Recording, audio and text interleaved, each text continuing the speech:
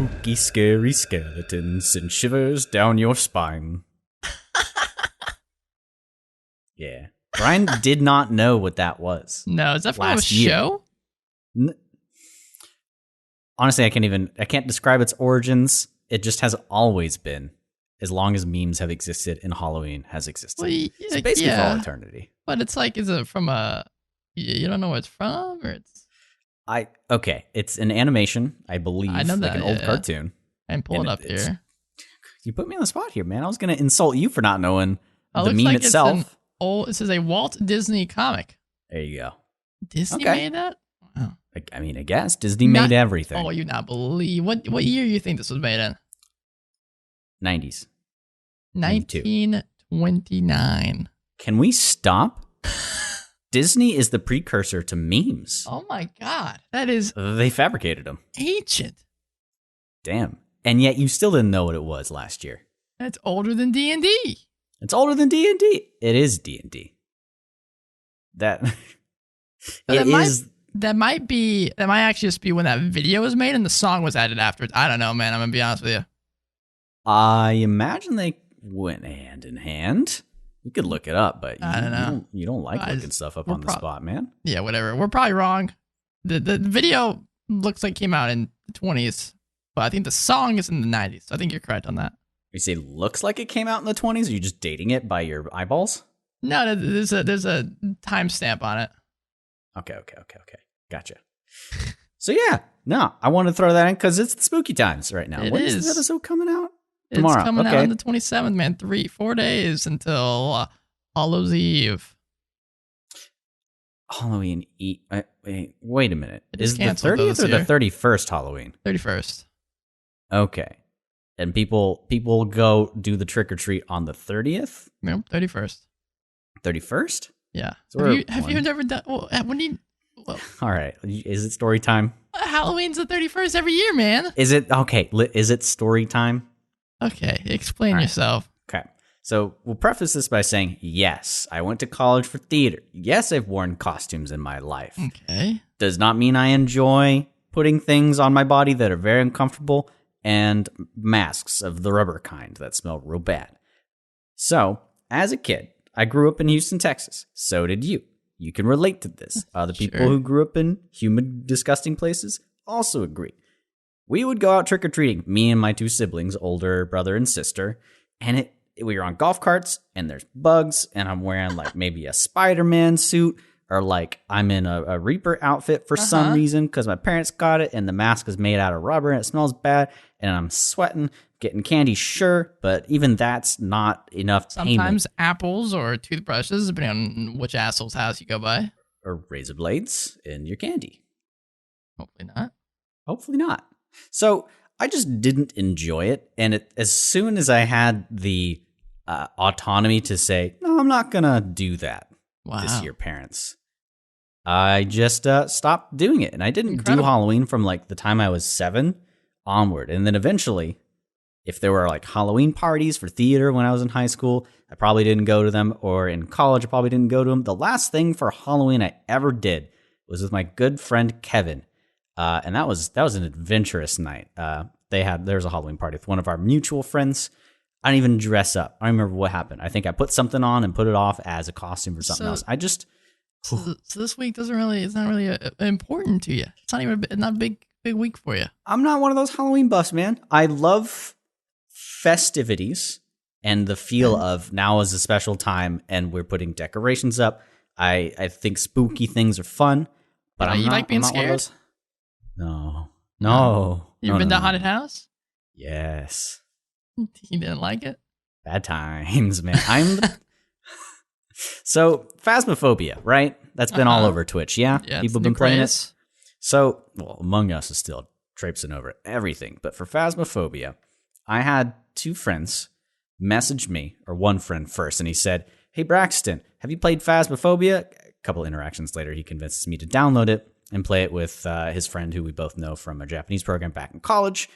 And we start, and I open the game and do the tutorial level, and I'm in the chat with him, and I go, just so you 2 know, this is going to be nigh impossible for me. I'm the person that if I play like Outlast or barely something that's even scary at all. Like Resident Evil 7, I can't move an inch without pressing the pause button. So they didn't know this ahead of time. They did not know this ahead of time. Oh, boy. So we did one round of it, and I was like, yeah, okay, it's supposed to make you feel scared, right, Ryan? It's supposed to make you feel scared. It did do that. Some people enjoy that or like can push through it. I was just not having a good time. Just not having a good time. No percent of me was enjoying what was happening, but I had such good friends. They were like, Braxton, you can go in the truck and watch the camera. How good friends are they? So you don't enjoy being scared? No. Okay. Not even the adrenaline. I hate it. Can you appreciate the art form of horror? Oh, yeah. Absolutely. Have you ever been scared in our games? Kind of transitioning to D&D. Yes, I have. I've talked about it before. Alrighty then. Well, he's Ryan. He's Braxton. This is the Dungeon Crawl, and today we're talking about spooky horror and Dungeons and Dragons. Today. Or tabletop. Or tabletop. Or horror in general. Any sort of storytelling thing where you're speaking or writing. Whatever you want to do. Yeah. It's a fun thing that you can put in your games because humans have fear. We experience that emotion, right? Yeah, it's a very shared emotion between everybody, I would say. For the most part. I fear the days that I get out of the shower and I don't have any Q-tips. That's a tough one to put in the medium of D&D. I mean, people have ears in D&D, you know? Swimmer's ear is not good for anybody, and that is the best way to enhance the fear in your Dungeons & Dragons campaign. If you're coming today, throw that in and you're good. Golden. Horror, Halloween. though, I mean, horror as an art form I think it's very easy to screw up, too. You consider it an art form? I'd say so, yeah. Okay. All right, take me on a ride. How do you mean? How is it an art form? Because it's a very, it's a subgenre and a genre of its own, and something like comedy or drama. Yeah. Or is another one of those? I'd say all those are specific art forms, and all of them equally are very easy to screw up. It's easy to mess up a joke or to have jokes not land in a comedy movie. It's easy to watch a horror movie and not be scared. That's very true. There's some things that don't spook me. I'm fearful of all the unrealistic shit that actually can't happen in real life. That's what spooks me up. There's so many different types of horror too. It's not all just spook. No, there's the body horror type stuff. The Junji Ito, yeah. What's that? The other anime? I'm not gonna remember. Starts with Parasite, right? Oh, Parasite. Wait, yeah. Anime? I guess that's kind of horror-ish. Well, it's body horror. True. Not necessarily horror. Yeah, it's not necessarily pure horror, but it's utilizing the body in weird and strange ways. There's also very violent, like torture horror that's very popular in Hollywood because it's very easy to do, but I think it's the cheapest form of horror. And over jump scares? Well, that too. But I mean in the fact that gore and that type of stuff, it's very easy to just toss blood all over the screen, and you'll get someone who's queasy, gets scared of it. But I mean, it's also the one that I think has the least impact on the majority of people. That's very true. So basically what you're saying is horror is not easy to pull off. No. Correct? Okay. Everyone's scared of something different. What I'm curious about is, and I haven't really tried to put horror into my game. Something might have happened that scared the players, but it was just me putting things together and the game kind of doing it itself. You, though, went through Curse of Strahd, which I would argue is a horror D&D setting 100%. / campaign. Yeah, Ravenloft, yeah. Which, speaking of which, they just re-released that. It's revamped. Wizard of the Coast giving us our jokes. But yeah, so you've run that, which you've had to have a pretty horror-focused scope when running that, as well as I think you just generally kind of like spooky things. Yeah, I love horror, but I also am not. There's not many horror things that I can get into because I think a lot of them suck nowadays. Well, I mean, for me, a lot of the reason that I don't experience much horror lately or at all is because I primarily watch anime, and anime really just hasn't done horror quite right. There's some shows like ReZero that like thrillers and psychological horrors, kind of, but that's mostly just shocking. Yeah, Another was kind of psychological horror too. Was that good? Very good. I loved it. All right, that's an oldie. I guess you could call it a classic now. But there's stuff like Higurashi, which is also getting a remake kind of right now. That one I'd say is probably the most successful horror anime, but everything else is just doesn't work for some reason in that medium. The Junji Ito anime is getting made. It is getting made, and I'm very curious as to how they're going to do that. So this segue goes from like video games, where that's very easy to do horror because you are that person. Yeah, you're actively these things participate. Right. These things are happening to you. But in D&D, even though it's kind of the same concept, I think it's even harder. Definitely. Possibly one of the hardest mediums to really nail it and affect people. Okay. Definitely. And for me as a player, the reason I think it's difficult is because I have to fabricate and imagine and think of these things that my dungeon master is trying to get me to be spooked by. Mm-hmm. And hell if I'm going to go along with that. I think if the DM wants to, unless everyone is grade A actors and is directly in the head of the character they're portraying in D&D, the DM needs to target the players themselves and their fears. That's what will get them scared. Oh boy. Because ideally there will be some bleed over. I mean, I don't want you in my head, man. Alrighty, I don't want that to happen. There's some things up there that you probably... Maybe my brain's a horror park for other people. It is, yeah. I'm easily scared. I'm a wimp. So if I'm in your game and you're doing D&D horror stuff, you don't need to listen to this podcast. Just like yell at me or something. But in Ryan's case, he's really gotten me good a couple of times just to improve the rhetoric on his credibility for this. And I've talked about it on the podcast before. So those of... I don't know. I can't give you an episode. I'm just going to move on. So in Curse of Strahd, I don't know if this was in the thing. It is. Even if it... Okay, so it's in the thing. Now, Ryan has to make it come to life. He's the record player that's singing this song. He's the writer. He's the TV portraying all of this for me. And it was a combination of so many things that we're going to probably dissect from here on. So I'm going to wait to tell you why this specific moment really scared me. That's a good idea. And then at the end, maybe we can put it all together, and I can tell you guys why. But to start off, something we talk about a lot, and I want to start with the easiest thing. And I think you can probably agree with me that music is the easiest way to add any sort of emotion or feeling to what you're working on, right? Music, bringing music into your D&D game. I mean, you just watch a movie. You know, it's a great way to really play with people's emotions. If you want someone to feel something, my film professor used to talk about it and say how it was it was basically you're playing God and you're able to control someone's emotions just by putting a different track on. If you change that song entirely and put something else there, then you're going to completely change the tone of that scene. It's actually amazing. And I've talked about it before on one of the games or one of the episodes of us going over engagement in D&D, and music is a great way to maintain that. Whenever there wasn't music in the games I've played with Ryan, it's easy to lose focus. But the weird thing is setting the precedent to have music is a must for this effect. When you don't have music and you usually play it, that sometimes in the right context is scary as hell. Like if you had a great battle scene going on, like imagine you're either in a cutscene of a video game or something, and everybody's winning the battle, and at some point the music just drops, and there's like just some sort of description or it gets your attention. Pin falls. You're like, whoa. Almost demands it. Yes, and that's like a magnifying glass, and people start listening a bit more, which is when you can dive in and kind of go for the visceral. Which, in my example, you'll see Ryan masterfully used. Super spooked me. The music just dropped out, and it was like all of my senses got heightened.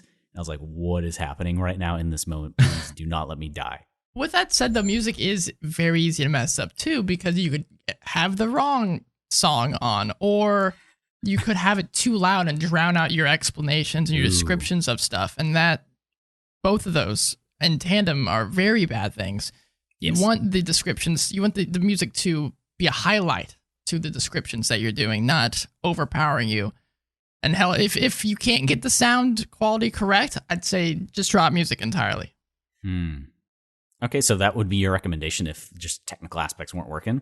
Yeah, if you can't get it, it's much better, especially in a game of D&D or hell, any tabletop game. You got to be able to hear each other. I guess it would take away from the experience, just like if there's a bug in a game where maybe the music glitches out or something, it kind of pulls you out of that little experience that you're having. Okay, I get that. And for a lot of you right now, especially if you're still having remote D&D, my God, it's so complicated to get it set up, especially if you just use Discord. So there's easier ways. Like Discord now, you can do listen parties where the person who wants to stream from their Spotify can invite others on Discord by right-clicking and going on their name. So if you didn't know about that, that's cool. You can now do that instead of using your musical pot, which can be kind of annoying. But for music, first thing you should look at, investigate, and if you can pull it off, man, toss it in there, especially if you're not as confident with your descriptions, I would say, which is probably the next biggest thing you should work on. This one has a huge skill ceiling, I would say. It's literally just writing and trying to affect people with your words, right? Yeah, word choice in horror is so hard, and the biggest thing. I mean, read, Lovecraft or Stephen King or some of these artists, these authors that have been working on horror their whole lives, and then you read someone that just got started in it. It's like night and day, seeing the specific words that they use to really pull at you and make you pay attention. Like with Lovecraft specifically in Shadow over Innsmouth, the first sections can be dry because he's just describing this normal everyday village. But it's supposed to, because once you get to Innsmouth, he uses different words to describe similar things to make you realize something's off about this town. It's all about the word choice. For me, the part where I struggle in general with D&D is that I think the way I talk and speak and my usual syntax and habits, I carry through in my dungeon mastering, if that's a word. So when I'm playing a certain character, it's still, even if I do a good voice and I have some fluctuations here, like micro habits and whatnot, I still kind of just talk like Braxton with the vocabulary I commonly use. So what I think I would need to do, and if I was trying to do horror, look at some of those examples that Ryan mentioned, take notes about the structuring of the sentences that they have, try to use your brain to fabricate, once you understand their flow, try to fabricate how they speak. Understand why they did that. Yes. The why is a big part of it, because for people who kind of come up with a structure for your game, if you're wanting to work on horror and do improv after you've got the structure, creating a library, like we've mentioned many, many times before with monsters, having just a library in your brain of horror syntax and sentence structures and words that send chills down people's spines. That's a great way. And use different senses in your descriptions. I'd say if you're doing horror, and specifically horror, try to hit all 5 senses in a description of a room or something. Obviously, you probably want to try to hit all the senses normally when you're playing D&D, but with horror, pulling on every single aspect of the human anatomy and brain and senses is huge. Would it be too restrictive to try to put every description for every sense in what you're saying, the explanations you're giving? Like, should they try to do it for everything? Maybe not everything. It would probably get a little almost like, systematic if you're doing it for everything. But for important things like, describing a corridor, say how, the cobwebs kind of get into your face and you got to pull them away, and you can just smell the rotting flesh over the stench of the bubbling of the water as you're walking through the sewer or something. You can see a small light fading into the corridor farther away. Just trying to hit everything. But yeah, if you're doing that every single time. So my biggest issue is, like avoiding fluff, I suppose. Really trying to make it to where you're saying exactly what you need to and nothing more. And I struggle with that in a lot of shit. Like trying to delete apps off my phone. Oh, maybe I need that app. I'm like a mental hoarder for I do that too. Especially in like Skyrim, dude. Getting the obligatory Skyrim reference out of here. I need that 10 cup or that Dwemer little lever in my thing. Sell it next place.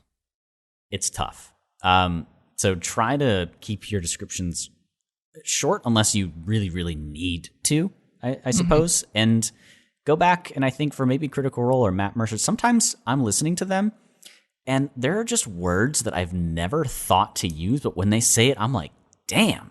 Yeah, it's a good word. I don't know how he thought of that or what he studies, if he just reads the dictionary of spooky words at night. But he'll just say something, and I'm like, okay, I'm a little affected by that thing. Yeah, you definitely have to have some player buy-in too for that type of stuff, because if you're suddenly pulling out these longer descriptions and your players are not already invested in what's going on, then they're just going to tune out entirely. Okay. So, I mean, we kind of mentioned music so far. We've mentioned word choice as well. That player buy-in is probably one of the next most important things, unless you're just like a master at horror and you can really speak to the human fears and you know your players already. You think having character motivation is a good way to rope in horror, correct? Definitely. If you can get the players invested in the world and you can sort of, pull on their heartstrings a little bit. And if you can't get them, if like they're not just into horror, they don't enjoy being scared, like a Braxton or something, then try to pull on the player specifically if you know what they're scared of, and even bigger, as a group, try to bring them all together into, fighting for their life or something like that.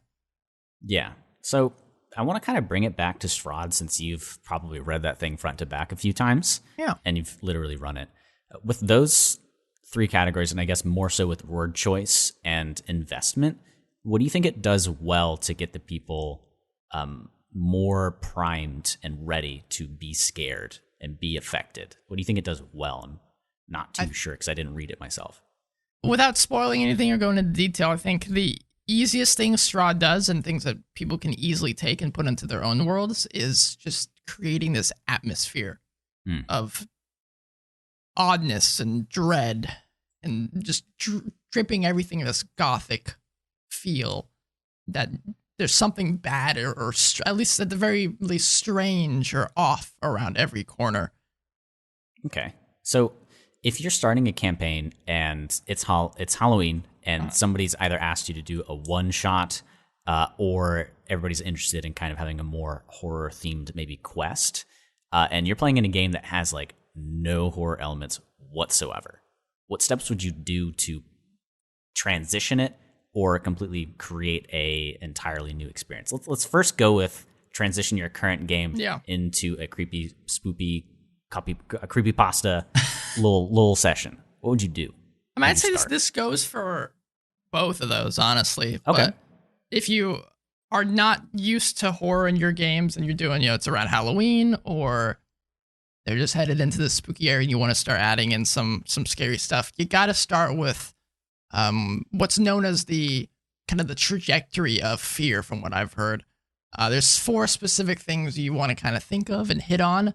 The starting point has to be this kind of uneasy feel. You're walking down the street and you see everyone's staring at you, or no one's looking at you, no one's talking. Or you pass a group of people and everyone has their, is hiding their hands from you. You can tell something's off, right? Something is uneasy about this, but you don't entirely know what. There's nothing dangerous. There's no threat, but something's weird. It kind of gets to your players, I don't know, thinking about odd stuff, thinking about what could possibly be underneath the surface. I know someone's trying to hide something from me. I don't know what it is yet. Mm-hmm. Next one you got to hit is in dread. And you can only hit dread, I would say, if unease is hit first. You take that strangeness and confirm it. There is definitely something weird going on here. Something's not right. You see, at a certain time in the village, everyone runs inside. Oh, okay. Then you start hearing some strange sounds or something, around the village. That's the dread. You know something, those feelings you had before are confirmed. There's definitely something weird going on here. I still don't know exactly what this thing is, but there's there's something bad. So you were only describing how to do this, and at first I was like, okay, I'd probably be like a little bit concerned if people were hiding their hands or there are little tells here and there that something's off. Yeah. Like, okay, but it's Halloween. I know I'm about to be spooked. My suspension of disbelief is out the window. I'm ready for everything, and then you're like, okay, maybe everybody randomly runs inside, and you're the only ones out there. I'm like, well, shit, I need to get inside. And now I gotta go somewhere too. Well, damn. Now there's like urgency. So I guess what I just realized is that a lot of other feelings lead into fear. Yeah. Even if they aren't it just outright. You can subvert those too. If people, you're doing a Halloween one shot, everyone knows there's gonna be something spooky here. Think about all the horror films, the stupid trope where there's something walking in the woods. It's super dark. You can't see it. Then, it's just our friend Joe who went out like an hour ago. We forgot he was there. Tossing just a red herring, making you think something's out there when there's not.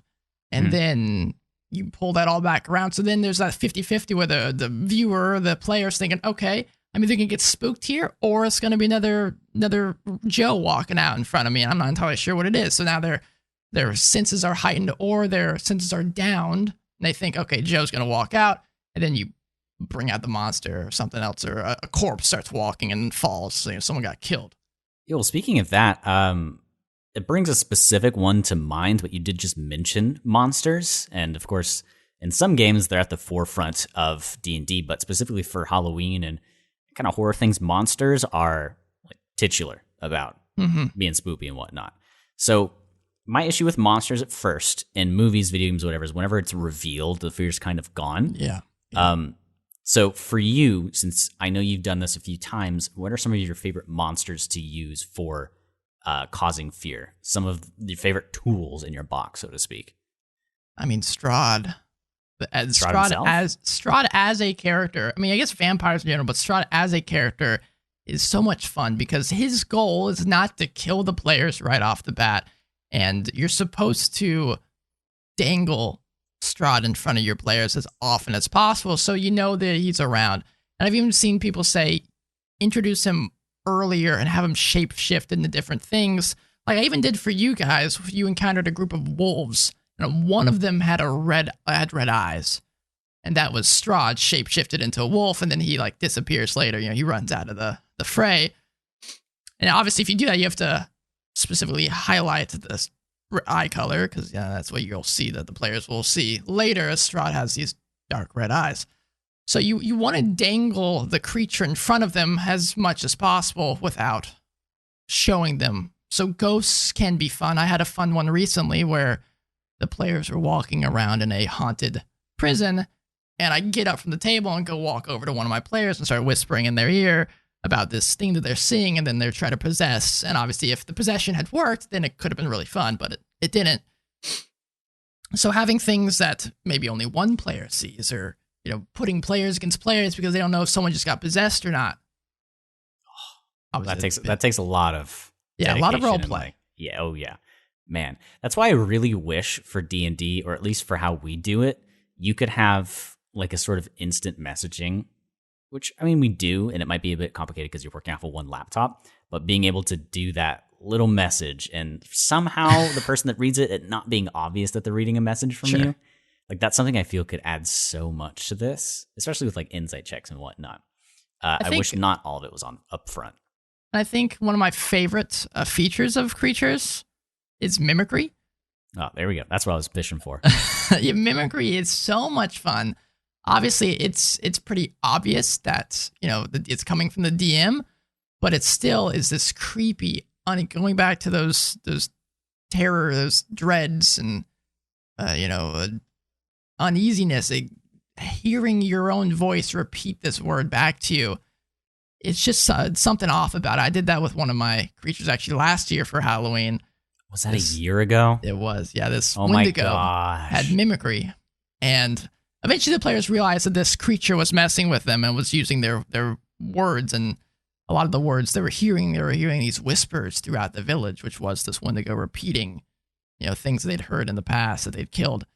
But as the players are leaving and running away from this window, they didn't kill it, which is perfect for horror.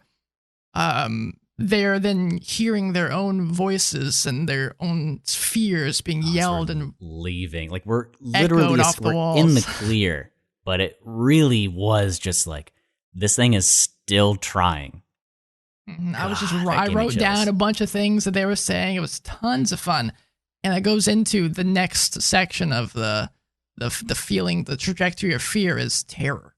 It's the immediacy of there's something scary here. When the monster is rounding that corner, you hear the footfalls, you hear these voices getting closer and closer, and then you see it. And that's obviously the final horror. The problem with that, though, and Braxton, I'm sure, can attest to this, is once initiative is rolled, the horror, it will drop. Because you're into this initiative order now. You're not having these descriptions. I think the horror in D&D ends once the creature is revealed and initiative is rolled. Well, let's talk about horror in combat, because I think you can rein it back in. And the thing I want to mention about the Wendigo is, at least for where we were and what level we were at, we found out what it was. We figured out that it wasn't our companions talking or being trapped or a villager that needed help. But this thing is strong as hell. It was very strong, yeah. And that's scary. I don't want to die, and there's that player investment. And genuinely, I was getting fucked up. But it is important to say that the whole, I open this door and then the DM says rocks fall on your head and you die. That's no fun. No. Right? You want to have some possibility of escape, especially if you're doing this horror thing. You want the ability for the players to leave or to win the fight. You don't want to be a one-trick pony there. Yeah. Another thing that scared us too, I think, was when we fought I don't know if it was specifically a Kraken, but it was so much larger than life, both physically and just situationally, that was really, really scary too. And the knowledge is power, and having that power allows you to overcome your fears. So if you can pick unique monsters that you're pretty sure your players haven't looked at, I think there's a lot of room, because it's the fear of the unknown, right? Like, I don't know how much damage this thing can do to me. I've used all of my spells, like from the perspective of a warlock. If my spell slots are gone, my fear meter to fill up, to liken it as Dark Souls Frenzy, is so much smaller, because I know I can't handle every situation that comes at me, And if they do, let's say you have a player that reads the monster manual, tweak things, or I tweaked the Wendigo. It's from the Creature Codex. I tweaked that thing to hell and back because it didn't do exactly what I wanted it to do. And I turned that into more of a battle of attrition where it would attack, it'd run away and disappear and then come back. And the Kraken thing as well. Obviously, my players at level 8, I think they probably were. Somewhere around there. Not going to kill this Kraken. So basically, it turned it into we need to get out of here before this thing kills us. And even if you don't know the monster manual, this thing is, probably not good to fight right now. And obviously, I didn't want to kill them either, so I didn't toss the full front of this Kraken on them. Yeah. But the threat of it being there is still a real thing. Oh my gosh, yeah. And even the way you introduced it too, playing with size is really great, especially with things in the ocean. I don't remember what the fear of the depths is like. Thalassophobia? That one. Yeah. So I was diving through a dark pit that was very similar to the dreamscapes that you give me as a warlock with the Great Old One focus. So you're let's keep going. I want to investigate this. Give me some juicy background story and character development. And then I look, and even more close, you related it with what I'm used to, with something I'm familiar with. So you got my guard down, and an eye showed up. And I'm like, okay. And for those of you, that's in the games that we play. Again, this isn't a live play or anything for that. But in the games we play, when I see an eye, that's a symbol of my patron. I usually experience that. And I'm looking at it, and it's actually a Kraken's eye. So I'm letting it. And I'm letting it get full view of me and whatnot, and then eventually it gets aggroed onto us, and that's I have a ton of responsibility for the. Yeah, I have a ton of responsibility for everything that's going on. So responsibility is another fear thing that you can kind of play off as well. these people are going to die because of me. And I don't remember if it was the Wendigo fight, this fight, or something else, but I think that was the first time I got downed in our game. One of the first times. I think it was the Wendigo fight. I think it was the Wendigo. Because you got you got its attention. Mm-hmm. And you were like, because they were trying to... There's a theme here. Which adds to the horror again, and we can kind of even break down this Wendigo encounter. I started with the unease of they're in like this southern region, and they come across this town that is full of snow, which is obviously weird for this area. So that's off the bat. This is something odd. Then they start seeing there's skeletons everywhere. This is also odd. And they're not the best, first of all, with driving this cart that they're utilizing. And the cart's wheel breaks off, getting stuck in the corpses and the skeletons here. And so they are currently working on fixing this thing. That's when the Wendigo starts playing its tricks. So Braxton, being the hero that he is putting his body on the forefront to try to let knowing that they're trying to finish this. He says, I'll distract it while you guys are doing this. And in the process, he goes down while they're trying to fix the car so they can get the hell out of there. Something that made it even more stressful is he pulled on a connection I have with another NPC in your world that has offered me in times of stress and when I have low HP for him to give me assistance. Yes. And it's shady as hell. So this was another factor. So stacking choices and options on people in a fearful situation is, to me, more scary than only having one option, trying to escape. Because my brain is so occupied with trying to figure out where the hell to go and what to do, that I think like sensory overload, if your players can handle that, is a really, really good thing to do too. God, that encounter, and that is one of the best encounters you've made, but it's still not one of my favorites. It is not that one. But before we get to that, and I think with the amount of time we've got, we're not going to cover all this, and maybe we can dive more in depth into why or why not we think these new content that has been put out by Wizards of the Coast are good or not. So let's do this for another episode. But Ryan, bring us into news for me. Bow, bow, bow, bow. Bow, bow, no, no, no. You almost copyright there for I know. I was like, hold on. I realized where I was headed, so I did a quick 360 out of there. Scooped on out.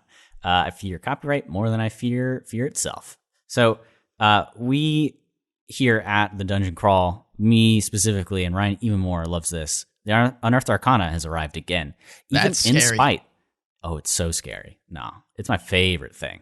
I know Ryan doesn't like it too much, but it surprised me that this came out because the Tasha source book. Yeah, the Tasha source book. Is this going to be in there? I don't know. It can't be. It can't be, right? There's no way. They can't release this as well. It's got to be for another book that's dragon themed. Right. So that's where we're starting here. We're not going to go through all of it, but it's the Way of the Ascendant Monk, and the where's the name? Drake Warden. The Drake Warden for the Ranger.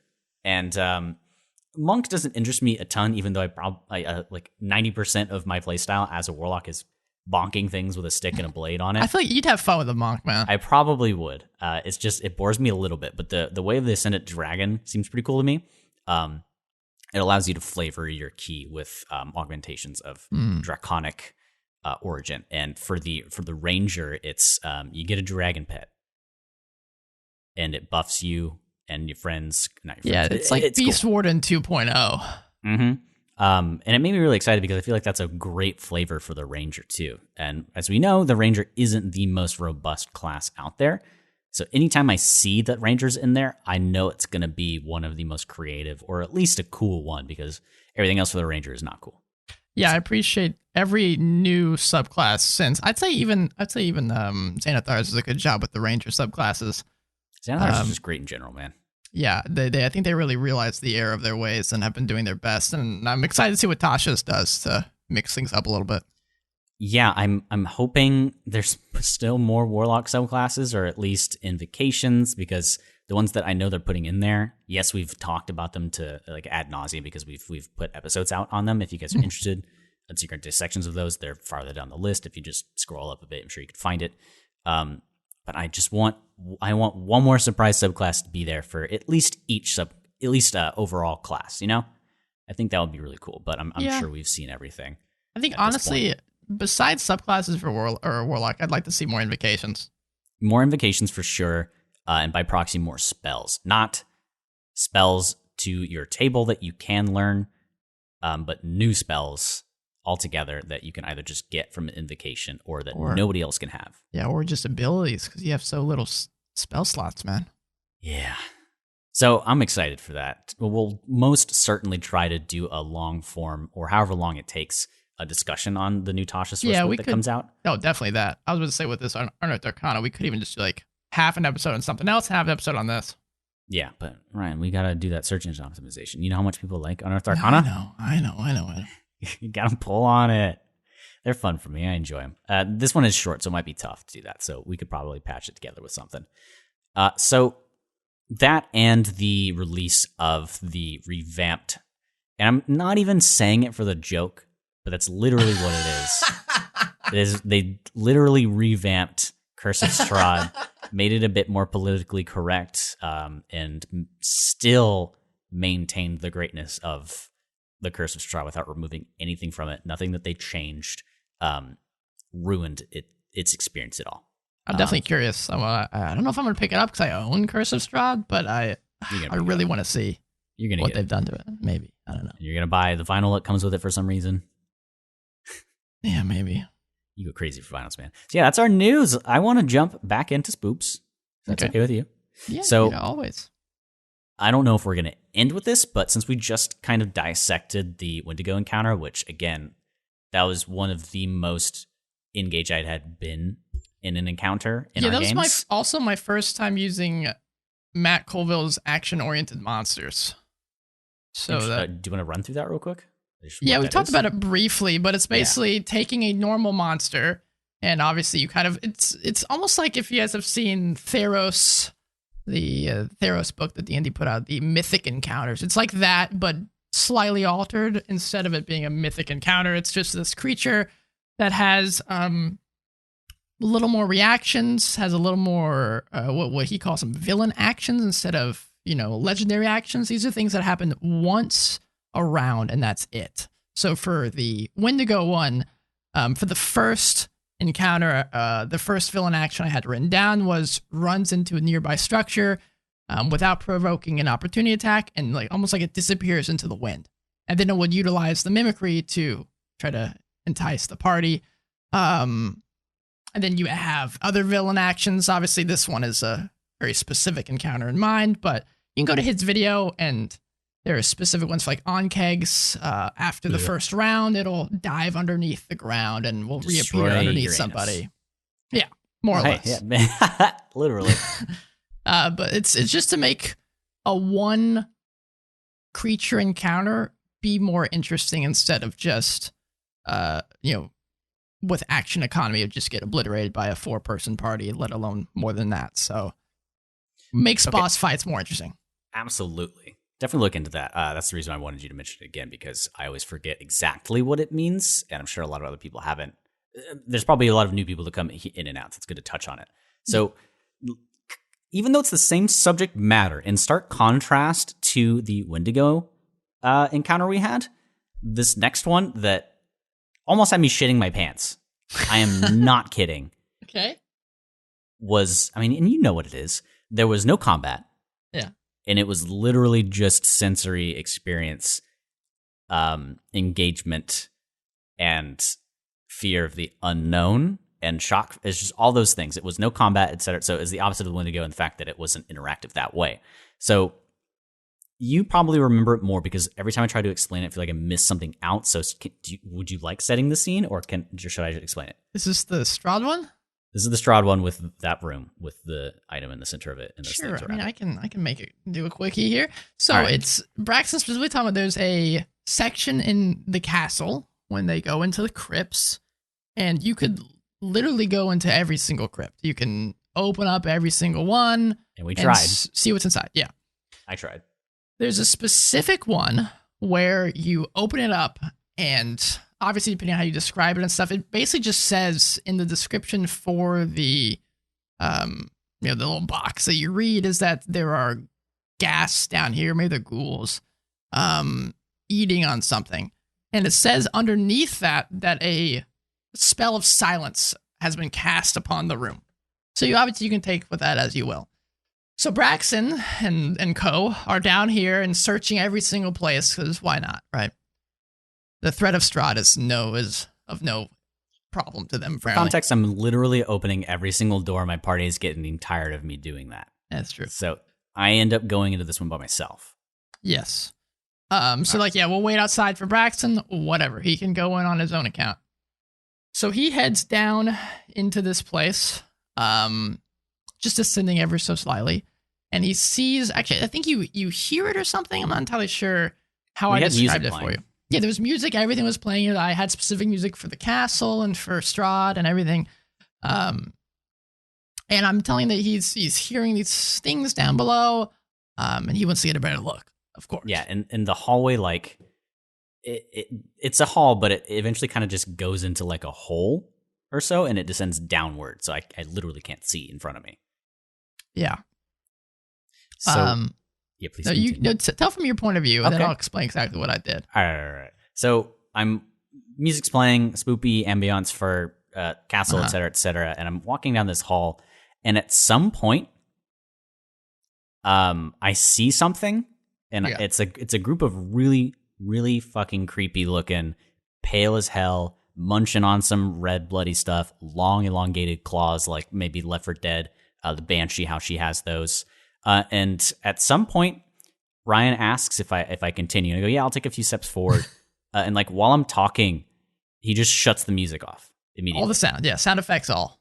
And nobody else is doing anything. There's no sounds in his apartment, and the music was decently loud. And it just stops. And I look at him, and I'm just like, and I'm pretty sure you didn't say anything. I'm like, no. Okay. And at this point, I'm like, he's giving me a signal, like, don't fucking do this. Don't go. And you describe a pretty item in the center to entice me. Ring. So you gave me a little bait. You got a fishing pole attached to it, and it leads to the monster's mouths, basically. And I keep walking forward, and every inch I go, I am entirely expecting to be mauled alive. But you subvert my expectations in this case, and I actually get to the ring itself, and I'm in the middle of all of these things. Yeah, I don't remember. There's like 4 or 5. There's 6 of them, yeah.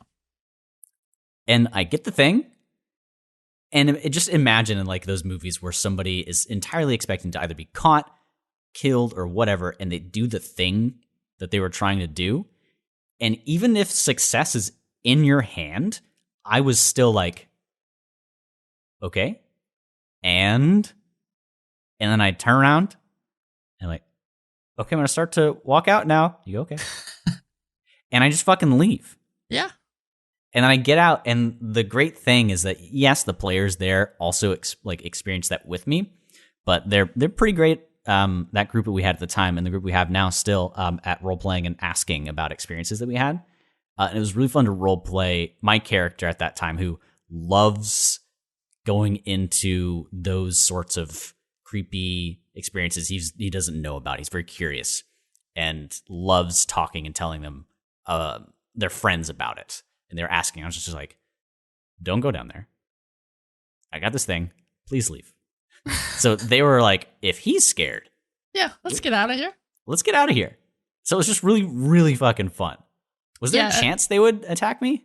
Oh, definitely. I mean, the whole reason and the explanation behind, exactly why it happened the way it is, they're these ghouls that are just ravenous and eating these bodies that have been buried and left around.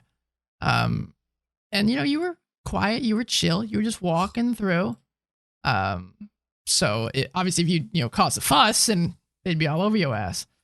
But it's important that this goes back even to our module episode, that you read and you really understand what these are saying, because it's Crypt 35 for those interested. And the description of it, all it says is a carnal stench fills this empty crypt. Then that's all you read.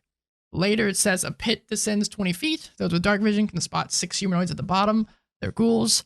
A silent spell rests on the area. And it says their body parts and a handful of teeth and a ring that bears a stylized J. Period. that's the whole crypt. And the fact that just a tiny little, turn off the music, go on with the silence effect, and it leaves that much of an impact, I think really shows how important all those building blocks are. And continuing to describe, while he doesn't hear anything, he still sees these things ripping flesh and just diving into these body parts, but not looking at them. What I loved is that your descriptions were very matter of fact after the silence had happened and really to the point. Yeah. And it's almost just like that's what you're taking in. Gosh. Is your eyes darting around. And I mean, it helps that I'm a fucking wimp, but that as always and will be one of the most affecting encounters I've had personally in D&D. And you got to thank your DM for that. Thank you, Brian. Claps for you. Oh, thank you, Wizard of the Coast, for setting up.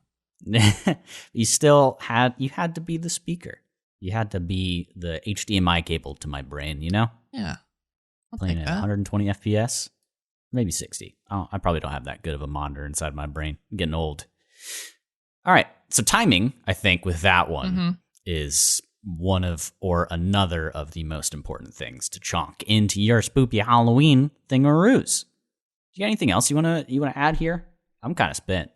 I mean, we did talk about it, but just kind of keeping the creature away, because bringing once the creature is there to be fought, there's really no, if a creature exists, it must have a stat block because the players will probably try to fight it. Yeah. So very true. Try to make it something that's causing direct impact to the players, but without getting in their face, with the mimicry stuff or leaving bodies around them or making noises in the dark, something like that, just so it's not over before it even starts. There's no fear. There's no horror in any of that. Exactly. So, in closing, spoopy, scary skeletons send shivers down your spine. Yeah, you gotta be careful. But really, it's just your DM trying to give you a good old Halloween. So all of you out there that are perhaps planning on doing a spooky thing in a couple of days, it is my dream that this helps you somehow. Cancel it. End it right now. Are we doing anything for Halloween? Have we figured it out? Are we running our friend's one shot? Are you gonna be gone? See. What's going on? I'm gonna try to hit his ass up, see what's going on. Those are our plans. It is fun. I mean, it just so happened that last year that whole encounter happened on Halloween, or at least near it. You planned it. You started this session and immediately you knew. You're a mastermind. You're like the mangaka for One Piece. He sees all and everything and knows what you're thinking, and it will happen. You know what I'm thinking? What are you thinking? Make sure you rate us 5 stars on iTunes. Oh, hell. The Dungeon Crawl. The Dungeon Crawl is who we are today, and if you are also interested, don't type that into your little social media search bar. Type at Dungeon Crawl Pod if you're looking to speak with us on Instagram, Twitter, or anything like that. And if you want to send us a long-form horror email that really makes me feel like I need to change apartments and like move out of the country, please don't do that.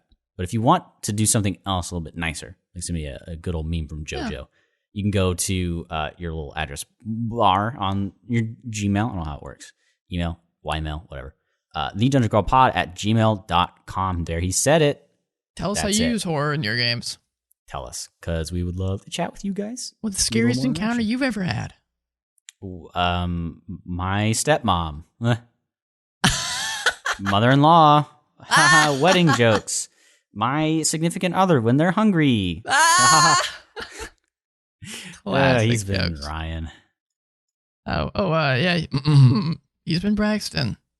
Good save there. This is the Dungeon Crawl. Thanks, and have a spoopy ween. We'll see you next week for who knows what.